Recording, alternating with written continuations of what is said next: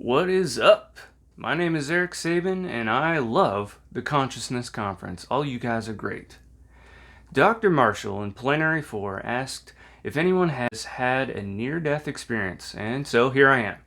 I had a near-death experience in 2010, and since then, finding answers has been my primary motivation in life. What a coincidence that it began when I watched a documentary where Dr. Raymond Moody was explaining how to put together a psychomantium.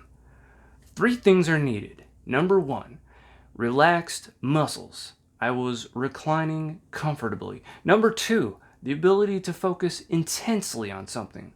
These first 2 requirements are the precise definition of meditation and form the foundation for altered states of consciousness. It is even possible that intense focus affects the chemical composition of your mind. Number 3, the visual tricks. You need a mirror facing towards you but angled upward so you're not looking directly at yourself. And you need a flickering light source such as from a candle. Instead of a candle, I used a red strobe light, which flashed 2.35 times per second. And you need a very dark place. I had to shut my blinds and get into a closet to get to a dark enough place because it was a full moon, which is a subject relevant to psychology. And I've never told anyone this before, but I have mountains of data to prove it. Whether it is correlated with NDEs, I have no idea, but it wouldn't be that hard to find out. Under normal scrying circumstances, the only thing you see are phosphenes. When you focus on the visual hallucination, it intensifies, and the phosphenes transform into recognizable shapes. However, things went south when I started to have a vestibular hallucination.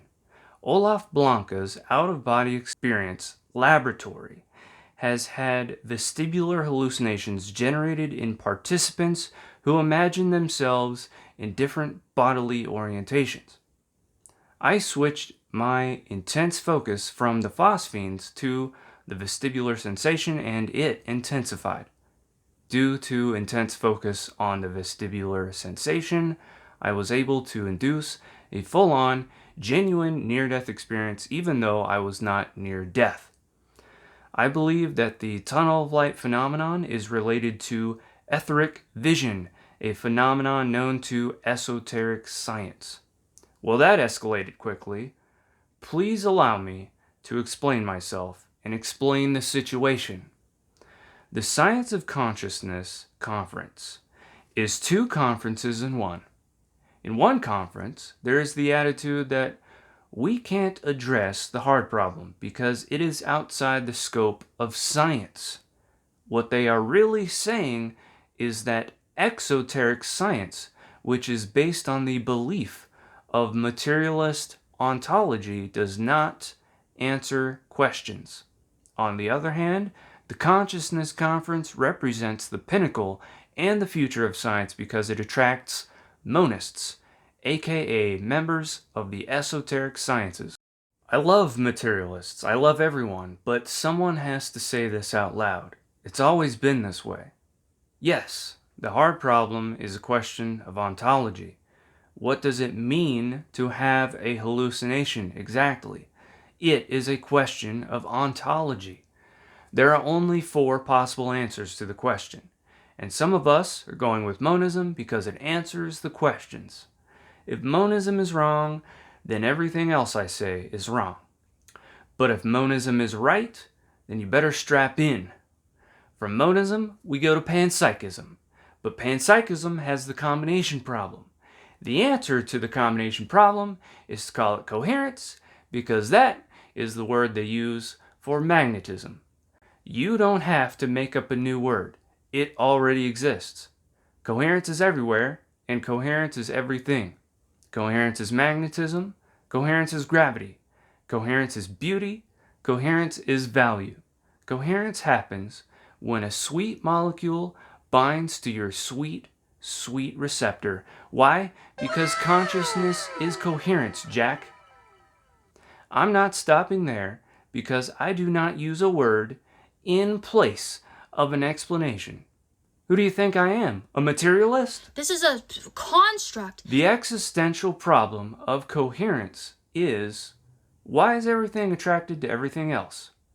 The answer is that everything is actually just one thing played out in the theater of time to ultimately end up coherent. They're asking for proof? Here it is. You hear people all the time talk about the golden spiral. The golden spiral is one of many logarithmic spirals with a specific bearing. Our 3D reality is full of logarithmic spirals of varying bearings. This is proof that the universe is a single object, a fourth-dimensional sphere, a hypersphere, which is stereographically projected as the world we perceive. A world of many objects, a world of chronological events.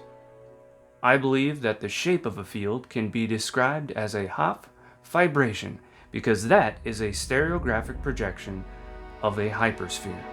Complex numbers playing a fundamental role in relativity. That's the really point I want to make. But the Riemann sphere folds all this up into a sphere. So infinity is now a point. So it's a little bit like if you have a caramel coating around an apple, so you can see all the points on the sphere except for the point from which you're projecting. Exactly. And that's called a stereographic projection. You are looking at the most important object in the universe. What?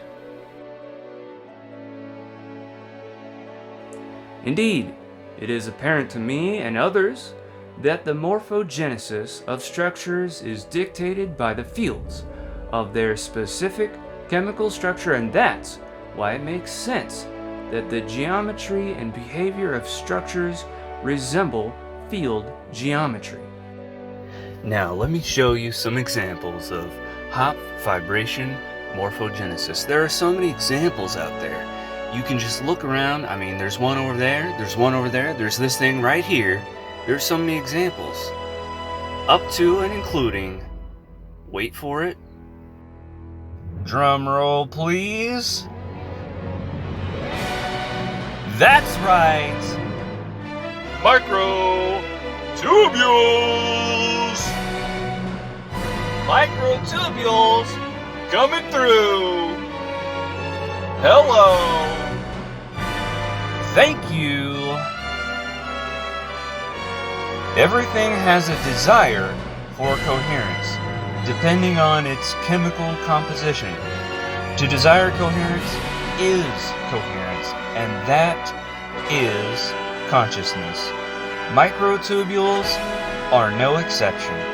It's not complicated, guys. Right now, I believe that the only thing that needs to be done is to identify materials with their respective loxodrome bearings. Work with me, and together, you and I will achieve glory in the name of humanity.